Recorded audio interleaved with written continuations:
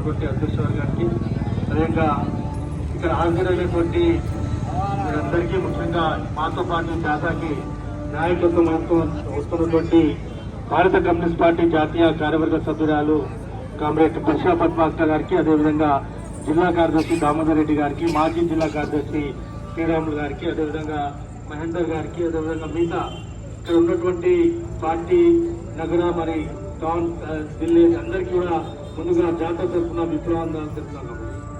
కాంగ్రెస్ మరి అందరూ తెలుసు, భారత కమ్యూనిస్ట్ పార్టీకి 100 ఏళ్లు పూర్తి అవుతున్న సందర్భంగా భారత కమ్యూనిస్ట్ పార్టీ చేసినటువంటి సేవల గురించి, త్యాగాల గురించి, విజయాల గురించి, పోరాటాల గురించి ప్రజలకు తెలపాలి, ప్రజలకు చైతన్యం చేయాలనే ఉద్దేశంతో భారత కమ్యూనిస్ట్ పార్టీ వచ్చే నెల ఖమ్మంలో 26వ తారీఖున పెద్ద ఎత్తున బహిరంగ సభ నిర్వహించడానికి సిద్ధమవుతుంది. దానిలో భాగంగానే మేము ప్రజల దగ్గర పోయి ప్రచార యాత్ర ద్వారా ప్రజలకు భారత కమ్యూనిస్ట్ పార్టీ గురించి చెప్పుకుంటూ ఇవాళకి 7 రోజులు ఇవాళ మీ దగ్గరికి రావడం జరిగింది. కాంగ్రెస్ మనం అందరూ ఒకసారి గమనించాలి, మన పార్టీకి 100 ఏళ్ళు నిండినాయి.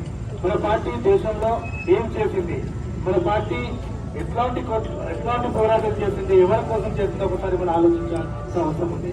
మన పార్టీ దేశంలో పేద ప్రజల పక్షాన, అదే కార్మికుల, కర్షక, విద్యార్థి, మహిళ అందరి కోసం ఈ పార్టీ త్యాగాలు చేసినటువంటి పార్టీ, పోరాటాలు చేసినటువంటి పార్టీ. ఈ పార్టీ లేకుండా దేశంలో పేద ప్రజలకు అసలు సిక్కిలేనటువంటి పరిస్థితి ఉండే ఆనాడు. ఆ రోజుల్లో పేద ప్రజలకు అసలు ఇంటి ముందు పోయినటువంటి పరిస్థితి, త్వరగా ఇంటి ముందు పోయినా కూడా తరలిపెట్టిన రోజులలో భారత కమ్యూనిస్ట్ పార్టీ తెలంగాణ ప్రాంతంలో తెలంగాణ రైతాంగ స్థాయిలో పోరాటం నిర్వహించి అనేక మంది తులాన్ని బాంచాలని చెప్పడానికి తులాన్ని తరలికొట్టినటువంటి ఆ పరిస్థితుల్లో మనకు వచ్చినాయంటే ఈరోజు భారత కమ్యూనిస్ట్ పార్టీ త్యాగాల వల్ల, భారత కమ్యూనిస్ట్ పార్టీ జెండా వల్ల, ఈ ఎర్ర జెండా వల్లనే ఈరోజు మనకి ధైర్యం వచ్చింది. ఈ ధైర్యం ద్వారానే మనం ఇక్కడ నిజాం రాజుని తరిమికొట్టాం, తురలను తరిమికొట్టాం, జాగీర్దారులను తరిమికొట్టాం, రజాకారులను తరిమికొట్టాం.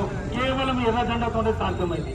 అందుకే భారతదేశంలో కూడా అనేక పోరాటాలు ఆనాడు ఈ దేశానికి బ్రిటిష్ సామ్రాజ్యవాదం పాలిస్తున్న నేపథ్యంలో ఈ భారతదేశానికి స్వతంత్రం అవసరమని భారతదేశం స్వతంత్ర పోరాటంలో కూడా పాల్గొని అనేక త్యాగాలు చేసి ఉరికమ్మానికి ఎక్కినటువంటి నాయకులు మీ నాయకులు, భారత కమ్యూనిస్ట్ నాయకులు.